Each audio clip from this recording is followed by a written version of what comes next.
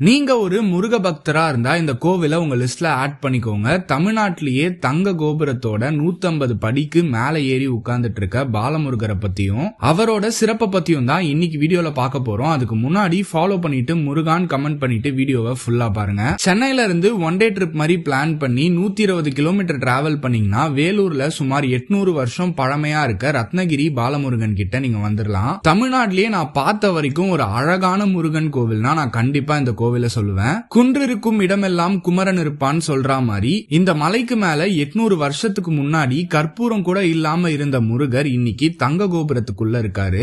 1980கள்ல பாலமுருகன் அடிமைகளால பெருசா சிறப்பான வடிவத்துல கீழே ஒரு பெரிய குளத்தோட கட்டப்பட்ட இந்த கோவில் பார்க்கவே அவ்வளோ அழகா இருக்கும். இந்த கோவில்ல உங்களுக்கு என்ன நடக்கணுமோ அதை மனசுல நினைச்சிட்டு நெய் தீபம் ஏத்தி வேண்டிட்டு வந்தா அது கண்டிப்பா நடக்கும்னு இங்க இருக்க மக்கள் நம்புறாங்க. 150 படி ஏறி மேல வர முடிஞ்சவங்க படி ஏறி வரலாம், இல்லனா நேரா மலைக்கு மேல போயிட்டும் சாமி பார்த்துட்டு வரலாம். சோ நீங்க இந்த கோவிலுக்கு வந்திருக்கீங்களா, இவரை பார்த்திருக்கீங்களான்றத கமெண்ட்ல சொல்லுங்க.